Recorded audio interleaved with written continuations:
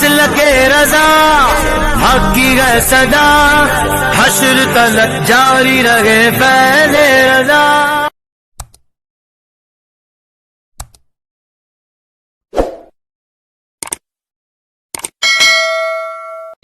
ایک بزرگ نے مجھے چٹھی لکھ کر کے بھیجا، صرف اس کی وضاحت کرنا چاہتا ہوں حیا کے پردے میں، حالانکہ بہت وضاحت سے نہیں کہہ سکتا جو چٹھی آئی ہے، کہ آج نشے کی وجہ سے بدکاریاں بھی عام ہو رہی ہے۔ زنا کے اوپر میں بیان کر چکا ہوں بھی 2-3 دن پہلے ہی، اور آج کل کے نوجوان لڑکے لڑکوں کے ساتھ بھی بدکاریاں کر رہے ہیں۔ یہ بہت بدترین کام ہے۔ ایسا کام کرنے والوں پر ایک دن میں 36 مرتبہ اللہ لعنت نازل فرماتا ہے۔ اور پھر اس کا دوسرا نقصان، جو مرد مردوں کے ساتھ، لڑکے لڑکوں کے ساتھ بدکاری کرے، وہ کہیں بھی مرے، مالیگاؤں میں، ممبئی میں، اندور میں، حتیٰ کہ الیاذ باللہ اگر وہ مدینہ منورہ میں بھی مرے جائیں، حالانکہ ایسا ممکن نہیں ہے، ایسا ممکن نہیں ہے، لیکن صرف وعید کے لیے بتا رہا ہوں۔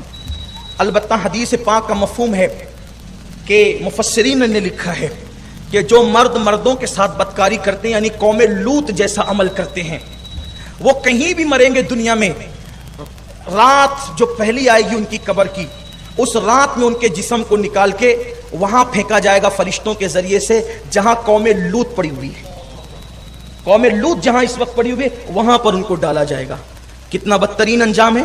اور دوسرا فعل جو آج نوجوان جس میں مبتلا ہیں، وہ ہے اپنے ہاتھ سے اپنی جوانی کو ضائع کر رہے ہیں، اپنے سرمایہ کو ضائع کر رہے ہیں۔ میں اس سے زیادہ وضاحت نہیں کر سکتا، اس لیے کہ بہنیں، بھائی، چھوٹے بچے سب سنتے ہیں۔ اب چونکہ حکم ہے تو اس لیے میں یہ عرض کر رہا ہوں، یہ بہت بڑا گناہ ہے۔ بلکہ جو زنا کرے 10 مرتبہ، جو 10 مرتبہ زنا کرے تو اس کی اتنی طاقت ضائع نہیں ہوتی جسم کی جتنا اپنے ہاتھ سے اپنی جوانی کی طاقت ضائع کرنے پر طاقت ضائع ہوتی۔ اور جو انسان چند مرتبہ یہ گناہ کرنے کا عادی ہو گیا، پھر اب اس کی طبیعت میں کبھی قرار نہیں آئے گا، اور وہ اسی رستے سے گٹر میں بہاتا رہے گا اپنی جوانی کو۔ پھر ایک دن اس پر ایسا آئے گا کہ مثال کے طور پر جب ٹانکی کا رکھا ہوا پانی ختم ہو جائے، پھر اس کے بعد مزید آپ مٹکے کو یا ٹانکی کو دھکے دیں تو اب پانی تو نہ نکلے گا، البتہ جو اس کا غبار وغیرہ ہوگا وہ اس سے باہر آئے گا۔ تو ایک مرتبہ وہ آتا ہے کہ پھر اس رستے خون جاری ہوتا ہے، پھر وہ پتا کھڑکتا ہے نا تو بھی اس سے ڈرنے لگتا ہے۔ پاگل ہو جاتے ہیں لوگ یہ کام کرتے ہوئے۔ میرے قوم کے جوانوں، ہر طرف سے شیطان تمہیں گھیر رہا ہے۔ یہ ایک دیوانے کی دیوانگی ہے جو آپ کے سامنے آ کر کے لوگ کیا کہیں گے اس کی پرواہ کیے بغیر ہر گناہ کا ذکر کر رہا ہے۔ اللہ جانتا ہے صرف نیت یہ ہے کہ کوئی بندہ اس سے توبہ کر لے۔ پاگل ہونے لڑکے پاگل، آنکھوں کے ارد گرد کالے کالے ہلکے پڑنے لگتے ہیں، آنکھیں سنی سنی ہو جاتی ہے، جوانی لٹ جاتی ہے، مردانگی ختم ہو جاتی ہے، سوچنے کی صلاحیت ختم ہو جاتی ہے، چہرہ پیلا پڑ جاتا ہے، حتیٰ کہ لوگوں کے درمیان بیٹھنا اس کو اچھا نہیں لگتا، چڑچڑا ہو جاتا ہے۔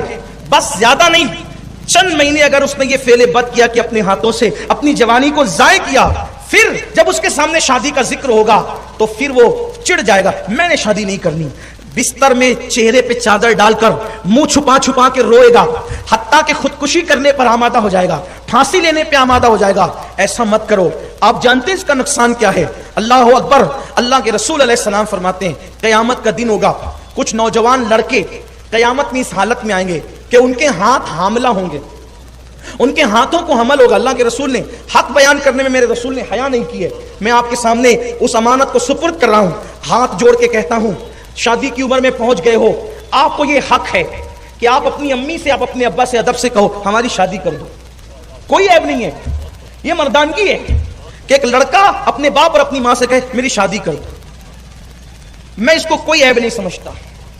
ماں باپ کے پاس، ارے مجھے کھلونے کی ضرورت تھی تو میں کھلونے مانگنے ماں باپ کے پاس جاتا، مجھے پیسوں کی ضرورت تھی میں پیسے مانگنے کے لیے ماں باپ کے پاس جاتا تھا، عید کے کپڑوں کی ضرورت تھی عید کے کپڑے مانگنے کے لیے میں ماں باپ کے پاس جاتا تھا، مجھے نئی چپل چاہیے تھی، پینسل چاہیے تھی، اسکول کی بکس چاہیے تھی، میں ماں باپ کے پاس جاتا تھا۔ جب میں نے اپنی ساری مرادیں اپنے ماں باپ سے مانگا ہے تو اب اگر جوانی पहुंच गया हूं कि मुझे दुल्हन चाहिए, तो फिर मैं इसमें शर्माऊं क्यों? जब मैंने बुक्स उनसे मांगी है, पेंसिल उनसे मांगी है, जिंदगी की हर खुशी उनसे मांगी है, तो मैं माँ बाप से क्या दुल्हन नहीं मांग सकता?